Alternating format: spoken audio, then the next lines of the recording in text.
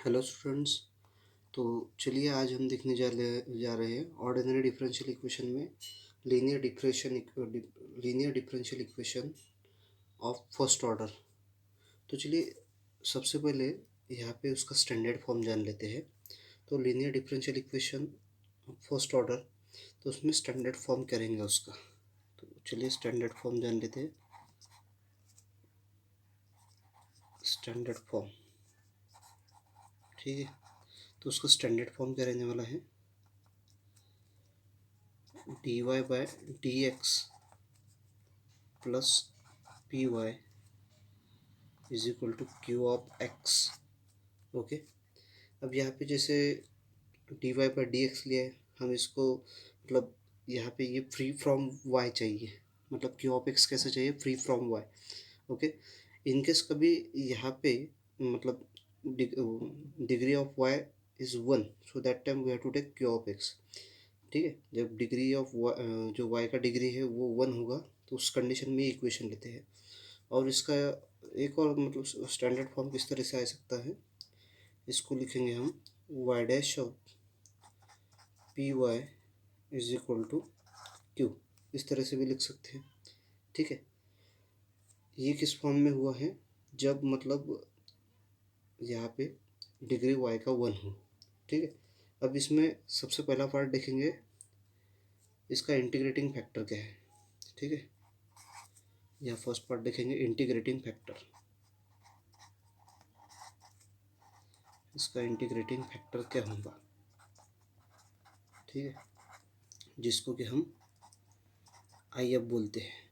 ठीक है, तो इंटीग्रेटिंग फैक्टर इसका ये आएगा e to the power integration of P D x.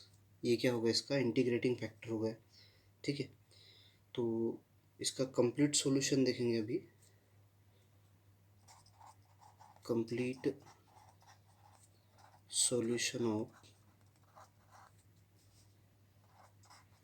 Differential equation. ठीक है, तो मेनली हम लीनियर डिफरेंशियल इक्वेशन में दो ही फॉर्म दिखने वाले। अगर स्टैंडर्ड फॉर्म दिया है तो उसका मतलब इंटीग्रेटिंग फैक्टर निकालेंगे, और उसका दूसरा उसका कंप्लीट सॉल्यूशन मतलब कंप्लीट सॉल्यूशन निकालेंगे। तो इसका कंप्लीट सॉल्यूशन क्या होगा, y into integrating factor is equal to integration of q into integrating factor d x plus c. Okay, ये कंप्लीट सॉल्यूशन रहेगा इसका। ठीक है, अभी चलिए इसमें हम दूसरा फॉर्म देखेंगे उसका। मतलब ये तो हो गया in case of when the y is given. Okay, if the degree of y is one, अगर यहाँ y की जगह q रहा तो किस तरह से बनेगा। ठीक है, तो चलिए अभी यहाँ पे d y by d x लिया था, सेम थिंग यहाँ पे दूसरा देखेंगे हम। अगर मान लीजिए इस तरह से दिया है d x upon d Y plus क्या रहेंगे यहाँ p x is equal to q y. अब ये क्या रहेगा, फ्री फ्रॉम एक्स, ये फ्री फ्रॉम एक्स से रहेगा। ठीक है, ये जो पार्ट रहेगा free from x if the degree of x is one, जब एक्स का डिग्री वन रहेगा।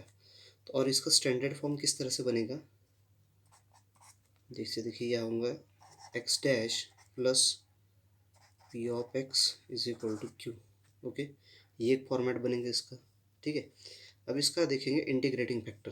तो इसमें भी दो पार्ट रहेंगे, पहला रहेगा इंटीग्रेटिंग फैक्टर। तो इसका इंटीग्रेटिंग फैक्टर क्या बनेगा, इंटीग्रेटिंग फैक्टर। ठीक है, जिसको कि हम आई एफ बोलते हैं। ठीक है, तो आई एफ क्या रहेगा इसका, A to the power integration of P D Y. ठीक है, जब हमने देखा था यहाँ पे जब एक्स रहेगा तो इंटीग्रेटिंग फैक्टर क्या बनेगा, पी डी वाई। अब यहाँ पे वाई था तो integrate e to the power कितना बना था, integration e to the power p D x, integration of P D x. Okay, अब इसका कंप्लीट सॉल्यूशन देखेंगे। तो यह बोलेंगे complete solution of differential equation.